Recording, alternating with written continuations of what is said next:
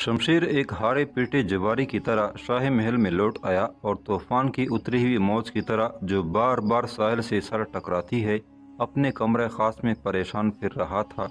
ये अमर इत्मीनान बख्श था। महल में किसी को भी उसकी पुरअसरार मुहिम के बारे में कोई इल्म नहीं था। लोग यही समझते रहे वलीअहद शिकार के लिए गया था, लेकिन खिलाफ तवक्को रात ही वापस आ गया। किसी को उसके जख्मी होने की भी खबर नहीं हुई थी। शमशेर ने खुद भी बड़ी एहतियात से काम लिया और शाही तबीब के बजाय अपने ही एक जरा से जख्मों पर मरहम पट्टी करा ली थी, जो ऐसे मौके पर उसके जख्मी साथियों का इलाज करता था।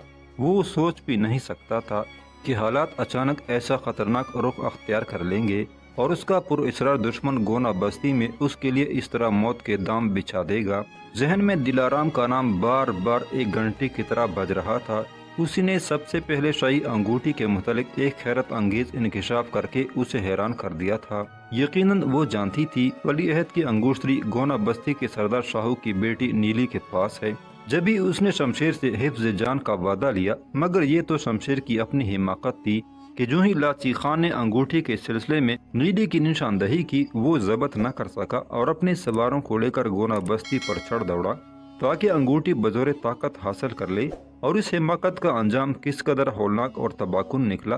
शमशेर सोच रहा था, अब सरदार शाहू और नीली उसके दुश्मन बन चुके हैं। शायद दिलाराम भी अंगूठी हासिल न कर सके। अगर उसने सरदार के घर पर हमला न किया होता, नीली की गिरफ्तारी की कोशिश न की होती तो बात और थी, लेकिन अब तो सारा मामला बिगड़ चुका और उसका पुरअसरार दुश्मन गोना बस्ती और सरदार की हिमायत का ऐलान कर चुका था। अब उसे अंगूठी हासिल करने के लिए किसी हिकमत अमली ही से काम लेना होगा। इस सिलसिले में दिलाराम और सिर्फ दिलाराम उसकी मदद कर सकती थी। थोड़ी देर पहले उसे मालूम हुआ था कनीज खास कसरे गुलरेज में मौजूद है। उसने कनीज शगुफा को फौरन उसकी तरफ भेज दिया। अब कमरे में उसका इंतजार कर रहा था। शगुफा तो पैगाम देकर वापस लौट आई, मगर दिलाराम ने जवाब दिया था वो उसके पीछे पीछे आ रही है। इस वाक़या को कितनी देर हो चुकी, दिलाराम अभी तक न आई थी। जूं जूं उसके आने में देर हो रही थी, शमशेर की परेशानी बढ़ रही थी और वो कमरे में जंगल के भूखे भेड़िए की मानिंद चक्कर काट रहा था। कनीज खास कितनी ही मुख्तार क्यों न हो, एक शहजादा की हुक्म अदोली की जुर्रत नहीं कर सकती। फिर दिलाराम अब तक क्यों नहीं आई? अभी वो शगुफा से, जो कमरे खास से बाहर गुलाम गर्दश में उसके हुक्म के मुंतजर थी, पूछने ही वाला था कि ज़रबफ्त के पर्दों को हरकत हुई और दिलाराम ने कमरे में दाखिल होकर कोरनश अदा करते हुए कहा, देर से आने की माफ़ी चाहता हूँ शहजादा आली। न जाने क्यों आज शमशेर को पहली बार दिलाराम की जुबान से शहजादा आली का लक़ब अजनबी महसूस हुआ। यूं लगा जैसे कनीज खास ने शहजादा आली कहकर उसका तमस्खुर उड़ाया हो। वो उसके लहजे की अजनबियत को नज़रअंदाज करता हुआ बोला, दिलाराम, कल तुम अचानक कहाँ चली गई थी? हमने बहुत तलाश किया तुम्हें। खैरियत बाशिद साहिब आलम? कनीज ने इताअत का इजहार करते हुए पूछा। मैं आप ही के काम के लिए ज़रा महल से बाहर चली गई थी, मगर हजूर ने मुझे ढूंढने की जहमत क्यों फरमाई? तुम्हें एक हैरत अंगेज खबर सुनाना चाहते हैं। कनीज गोश बर आवाज़ है, वो खबर आप सुना दीजिए। लेकिन अब उसकी नौयत बदल चुकी और हम एक गलती कर बैठे हैं। खाकम बदहन, भला आप क्यों गलती करने लगे? शमशेर ने दिलाराम के चेहरे का बगौर जायजा लिया।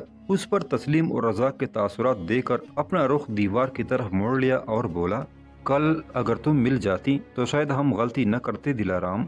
तुम्हारे जाने के बाद अचानक हमें पता चल गया कि हमारी गुमशुदा मोहर गोना बस्ती के सरदार शाहू की हसीन जवान बेटी नीली के हाथ में मौजूद है।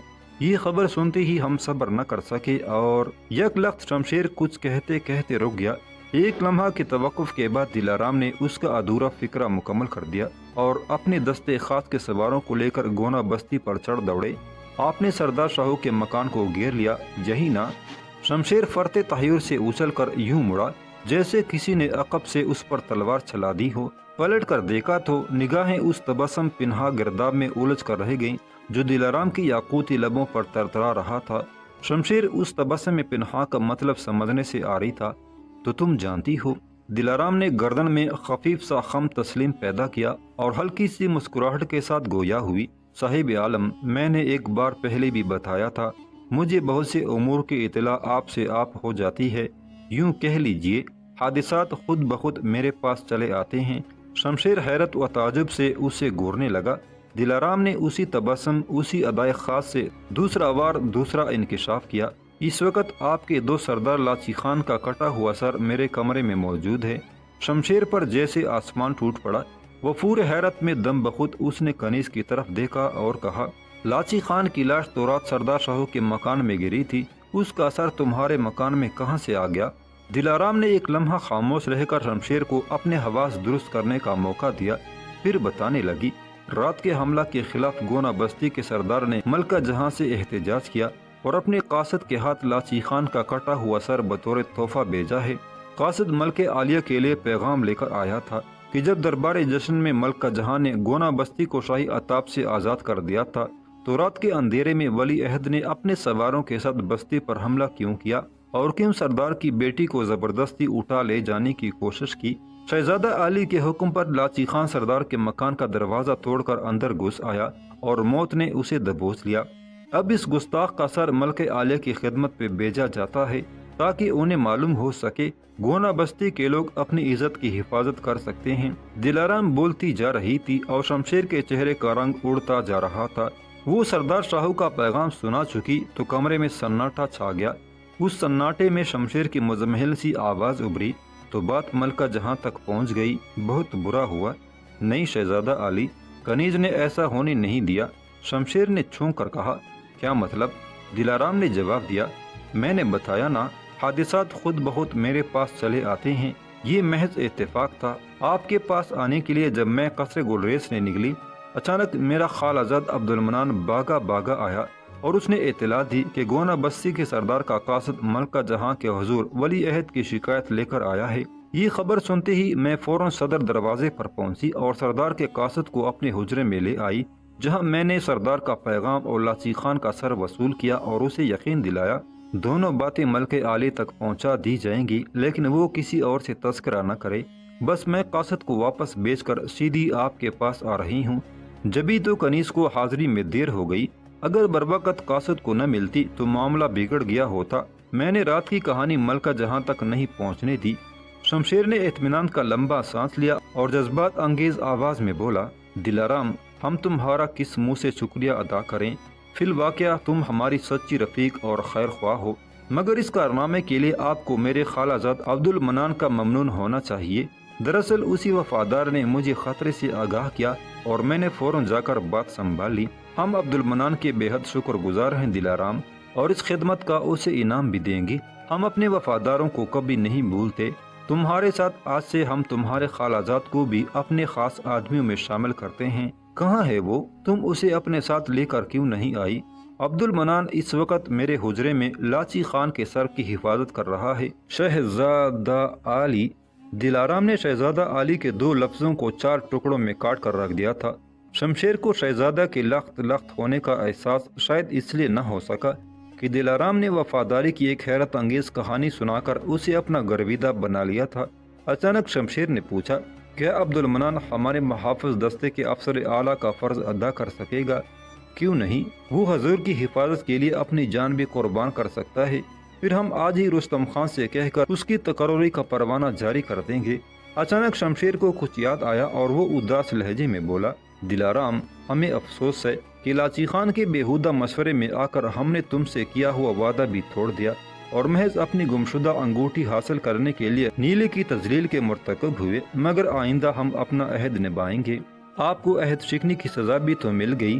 دلارام کی زبان سے یہ فکرہ بے اختیار اور بالکل غیر ارادی طور پر نکل گیا۔ اس فکرے میں خنجر کی سی کاٹ تھی اور یہ خنجر شمشیر کے کلیجے تک اتر گیا۔ اس نے دلارام کی طرف یوں دیکھا جیسے جال میں پنسا ہوا بھیڑیا اپنے شکار کو دیکھتا ہے، پھر یک لخت دو قدم آگے بڑھا اور بولا، تم کہتی ہو تمہیں بہت سی باتیں آپ سے آپ معلوم ہو جاتی ہیں، یہ درست ہے حضور، تو پھر تمہیں یہ بھی معلوم ہوگا کہ رات ہم پر حملہ کرنے والا کون تھا۔ دلارام نے محسوس کیا اچانک شمشیر کی آواز ہی بدلی بلکہ اس کی صورت بھی بدل گئی ہے۔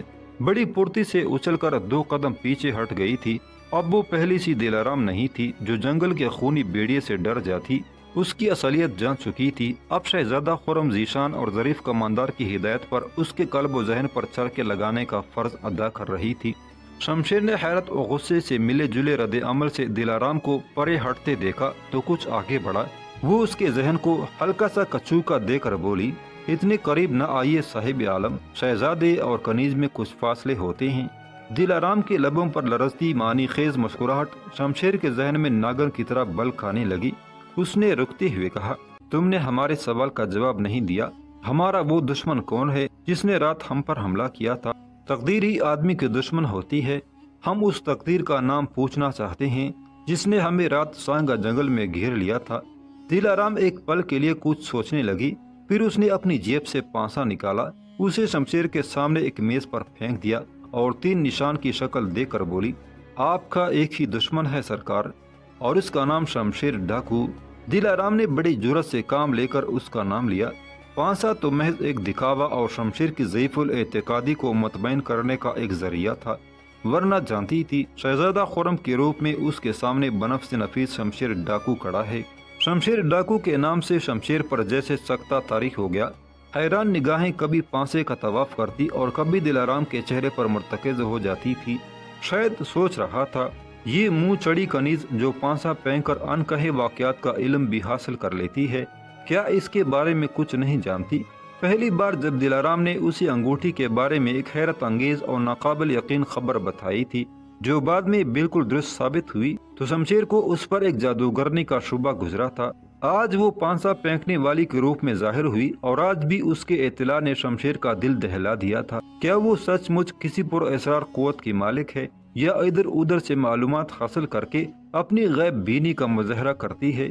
دلارام سے 100% حماقت سرزد ہوئی تھی کہ اس نے شمشیر پر اپنی معلومات اور پر اسرار شخصیت کا رعب جمانے یا اسے ذہنی کچوکے دینے کے لیے اس کے پر اسرار دشمن کو شمشیر ڈاکو قرار دے دیا۔ وہ سوال کا جواب دینے کی پابند نہ تھی اور کسی نہ کسی طرح ٹال مٹول بھی کر سکتی تھی، لیکن اچانک جیب میں رکھے ہوئے پانسے کا خیال آیا۔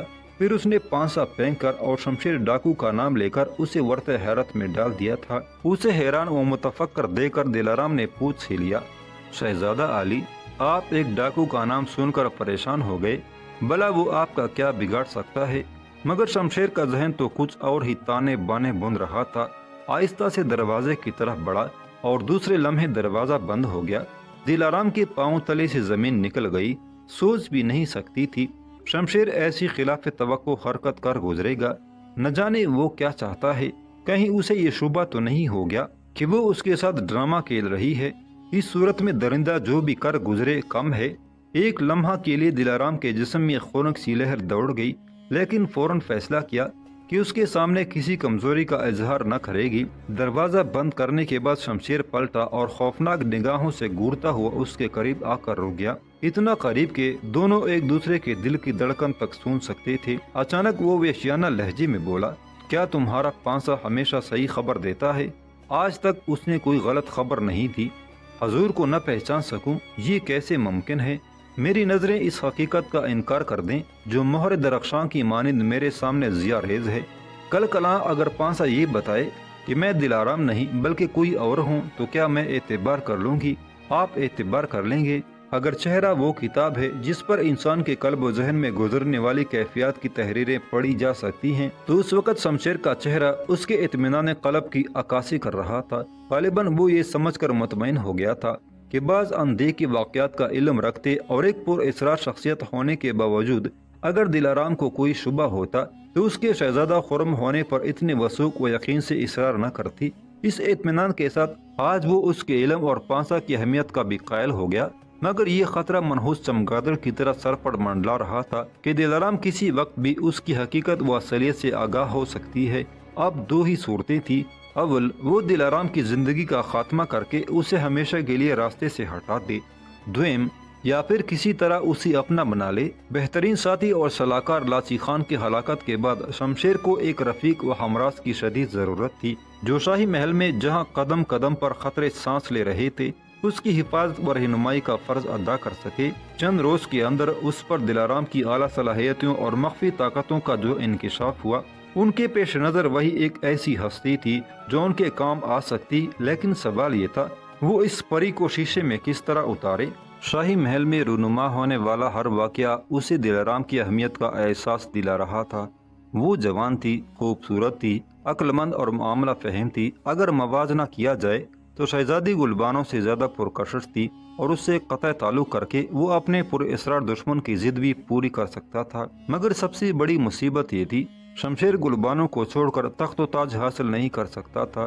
صفدر نگر کی سلطنت گویا شہزادی گل بانو کا جہیز قرار پا چکی تھی، اور ادھر پوری اسرار دشمن کا خنجر ان دونوں کے درمیان حائل ہو چکا تھا۔ اسی خنجر سے ڈر کر شمشیر کے ارادے متزلزل ہو گئے۔ اب دل آرام اس کے تاریک ذہن کے افق پر ایک نجم امید بن کر طلوع ہوئی۔ اگر وہ شمشیر کا ساتھ دینے پر تیار ہو جائے تو کامیابی سے ہمکنار ہو سکتا ہے، ورنہ شاہی محل میں اس کی زندگی گرداب ہلاکت کی نظر ہو جائے گی۔ دل آرام نے بانپ لیا، اس کے ذہن میں متضاد خیالات کی جنگ ہو رہی ہے۔ ہمدردانہ لہجے میں بولی، شہزادہ علی، آپ خاموش کیوں ہو گئے؟ کیا سوچنے لگے؟ اپنی تمام تر پریشانیاں کنیز کو سونپ دیجیے اور اس کی وفاداری پر اعتماد کیجیے۔ دلارام کو مائل بکرم دیکھ کر شمشیر کو جرأت ہوئی۔ اس نے کہا، دلارام، ہم بہت سی الجھنوں کا شکار ہیں۔ اس وقت تمہارے سوا کسی سے امید وفا نہیں رکھتے، تمہارے علاوہ کسی کو اپنا نہیں سمجھتے۔ یہ آپ کیا فرما رہے ہیں صاحب عالم؟ ملکہ جہاں کی مامتا آپ کے لیے تڑپتی ہیں، شہزادی گل بانو کی محبت حضور کے لیے وقف ہے، اور کنیز تو… شمشیر نے اس کی بات کاٹ دی۔ ملکہ جہاں کی مامتا ہی نے ہمیں مبتلا مصیبت کیا ہے، شہزادی گل بانو کی محبت ہی تو ہمارے لیے وبال جان بن گئی ہے۔ کنیز نے چونک کر دیکھا اور حیرت زدہ سی ہو کر بولی، میں حضور کا مطلب نہیں سمجھی۔ تم سب کچھ سمجھتی ہو، سب کچھ سمجھتی ہو۔ اچانک شمشیر نے نیا رخ بدلا اور صرف ایک قدم بڑھا کر اس کی کلائی دبوچ لی۔ دلارام کے چہرے پر ایک رنگ آ کر گزر گیا۔ شمشیر اسے کھینچتا ہوا نشستگاہ میں لے آیا اور اسے اپنے قریب بٹا کر کہنے لگا، ہم جانتے ہیں تم ہماری خیرخواہ اور مہر مراز ہو، لیکن آج تم سے پیمان وفا چاہتے ہیں۔ بولو، ہمیں قول دو گی، ہماری رفاقت کا عہد کرو گی؟ شمشیر کی وحشت نے دلارام کو پریشان سا کر دیا تھا۔ پیشانی پر ناخوشگواری کی سلوٹیں ابھر آئی تھی اور سوچ رہی تھی، شاید صدری کے نیچے پوشیدہ خنجر نکالنے کا وقت آ گیا ہے۔ مگر اسی لمحے شمشیر نے اس کی کلائی چھوڑ دی اور بولا، دلارام، اگر تمہیں واقعی ہم سے کوئی دلچسپی، کوئی ہمدردی، کوئی محبت ہے تو اپنا ہاتھ بڑھاؤ اور ہمارا ہاتھ تھام کر قسم کھاؤ کہ وفا شکن نہ بنو گی اور ہر حال میں، ہر مرحلہ میں ہمارا ساتھ دو گی۔ 5 سال تم ہماری زبان سمجھی جاتی تھی، آج ہم تمہیں اپنی جان بنا لینا چاہتے ہیں۔ تم ہماری جان آرزو اور سلطنت کی ملکہ بنو گی۔ دلارام مچھلی کی مانند تڑپ کر اس کے ہلکے گرفت سے نکلی اور ایک ستون سے لگ کر کڑی ہو گئی۔ شمشیر کی وحشت و مصلحت نے انوکھے انداز میں اظہار محبت کر کے اسے دم بخود کر دیا تھا۔ یہ تو جانتی تھی کہ سانگا جنگل کا درندہ شہزادہ خرم کے پر اسرار خنجر سے خوفزدہ ہو کر شہزادی گل بانو سے ترک تعلق پر مجبور ہوا ہے، لیکن یہ بات وہم گمان میں بھی نہیں تھی۔ وہ اسے ایک شہزادی کا نعم البدل قرار دے گا، بلکہ تاج شاہی اس کے سر پر رکھنے کے لیے تیار ہو جائے گا۔ یہ ایک عجیب و غریب اور خلاف توقع واقعہ تھا جس نے دلارام کے ذہن میں بونچال سا ڈال دیا تھا۔ شمشیر اٹھ کر اس کے قریب آیا، کنیز خاص کے چہرے پر ایک زلزلہ کے آثار دیکھے اور کہنے لگا، دلارام، تم جوان ہو، خوبصورت ہو، معاملہ فہم ہو اور شہزادی گل بانو سے کہیں زیادہ امور سلطنت کی خبر رکھتی ہو۔ ہم کئی دن سے تمہیں حال دل سنانے پر غور کر رہے تھے اور آج بلانے کا مقصد یہی تھا، تم سے تمہارا مشورہ، تمہارا فیصلہ طلب کریں، تمہارے ساتھ پیمان وفا باندھیں اور یہ واضح کر دیں، اگر ہمت اور کوشش کرو تو صفدر نگر کا تخت تمہارے قدموں سے دور نہیں۔ شمشیر کا ایک ایک فکرہ، ایک ایک لفظ سن کر دلارام کے ذہن میں حیرت و استعجاب کے جماکے سے ہو رہے تھے۔ سوچنے لگی کہ اس انقلاب و انتخاب کی وجہ کیا ہو سکتی ہے، مگر فوری طور پر معاملے کی تہہ کو نہ پہنچ سکی اور فیصلہ کن لہجے میں بولی، یہ نہیں ہو سکتا۔ کیوں نہیں ہو سکتا؟ شمشیر کے لہجے میں کسی درندے کی سی غوراہٹ تھی، اس لیے کہ کنیزوں اور شہزادوں کے درمیان بڑے فاصلے ہوتے ہیں، ہم ان تمام فاصلوں کو پھاڑ دیں گے۔ شمشیر اپنی کھردری آواز میں کہنے لگا، ابھی ابھی تمہارے پانسے نے کیا کہا تھا، ہم شہزادہ خرم ذیشان نہیں، اگر اوروں کے لیے ہوں بھی تو تمہارے لیے ہرگز نہیں، اور نہ تمہیں کنیز سمجھتے ہیں۔ تم شہزادی گل بانو سے زیادہ حکومت کی اہل ہو، میں آپ کے ساتھ اتفاق نہیں کر سکتی، اس معاملے میں آپ کو کوئی قول نہیں دے سکتی۔ ہم 1000 بار اصرار کریں گے، میں 1000 بار انکار کروں گی۔ دلارام کا جواب سن کر شمشیر دم بخود رہ گیا، پھر بولا، عورت کا انکار کبھی کبھی اس کی بدبختی بن جایا کرتا ہے۔